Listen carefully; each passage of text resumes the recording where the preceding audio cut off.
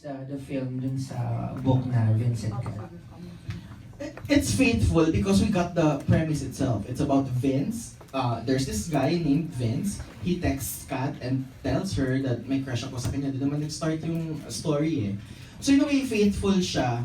Faithful siya. It's just that we explored what happened beyond or behind those exchange of text messages. Yung sinasabi kung ano yung buhay nila. Kasi for all we know, yun yung interesting eh. For all we know, yung nagpakilalang VAR, si VAR ba talaga? Yun yung in-explore namin. Of course, we asked for the permission of the creator, which was Jenny Ruth Almocera, and she gave us permission naman to explore the lives of the characters sa likod ng mga text messages na to. So yun, so in a way, faithful because we followed the premise of the whole story and yet we explored beyond the text messaging aspect of the story. Yun ang pinakamahirap, Bernard, kasi gagawan mo na ng kwento yung yung binigay lang ng writer na ano. That's the hardest part for the creative, which is incidentally, our creative manager, Dano Marikit, is here. Yes! Congratulations, Bergerac. Ano ba yun? Ano yung... Siran. Siran yun. Ikaw lang tama pronunciation. Oo. Si Dano. Yun, Okay. Go, for, Bernard. yeah, for the selection po ng mga artista for the characters, paano po yung naging process? Personal choice or nag-audition or... Okay, Julia, Star Cinema had this really sobrang grabing go scene ng lahat ng teen actors ng Star Magic. And then they tested the chemistry between the two of them. Hindi ako part doon, mga bossing yon. And then nung nag-test yung chemistry, ang pinaka nag-stand out talaga sa chemistry test was Julia and Joshua. So it was just a matter of time to find the right project for them, and they thought that, you know, let's give Julia and Joshua a chance and give them the Vince and Kath project.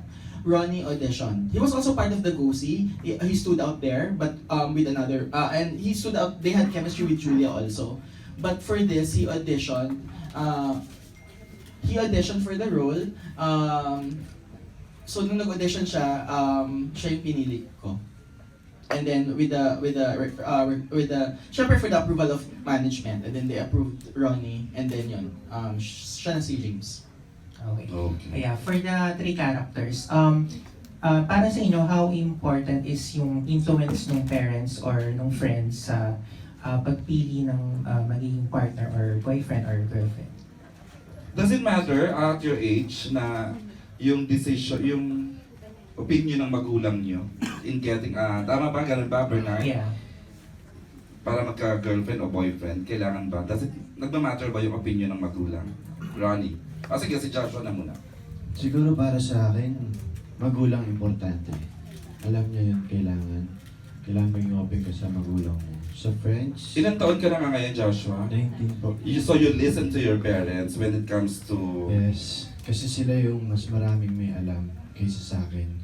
Kaya kailangan makinig tayo sa magulang natin. Sa friends, pwede tayo mag-share yung mga masaya yung ano nangyayari sa inyo. Pero siguro hindi ka makakakuha ng advice. Makakakuha ka ng advice pero hindi tulad ng sa magulang mo. Ayun. Okay, so para kay Joshua. Ganun. Ronnie, nagmamatter ba? Sa akin, depende po. Kasi ako, pagkadating po sa talagang relasyon sa babae, talagang sinusunod ko yung sarili ko lang talaga. Kasi minsan kasi meron din yung magulang natin, pero pagdating sa sarili, personal, natin sa ganyan bagay. So parang sa akin na lang. Ang cute na, nag-vary ang ang sagot nilang dalawa.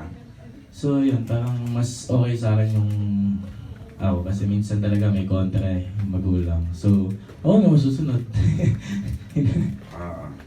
Kay Julia, of course, nasagot niya doon sa magandang buhay ka. Ako, yes, definitely. Family is a big factor in every situation in life. So, malaki ang say nila dyan.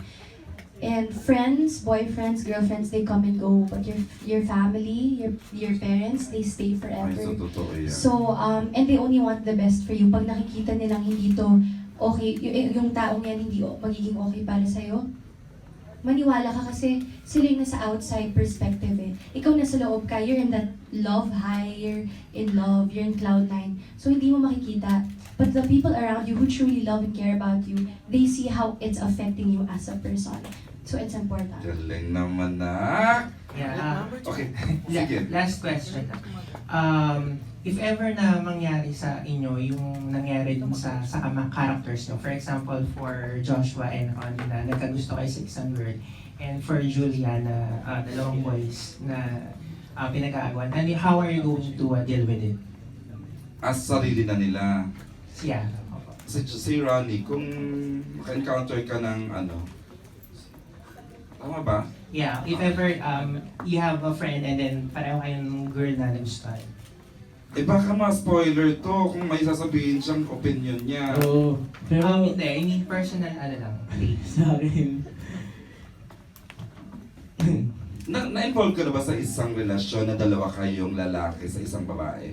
Ganun na lang siguro, ano, Bernard? sa akin, no, nangyari na yung ganun. Pero, ang nangyari naman, girlfriend ko na, pero pumunta pa sa iba. Oh. Dati pa yun.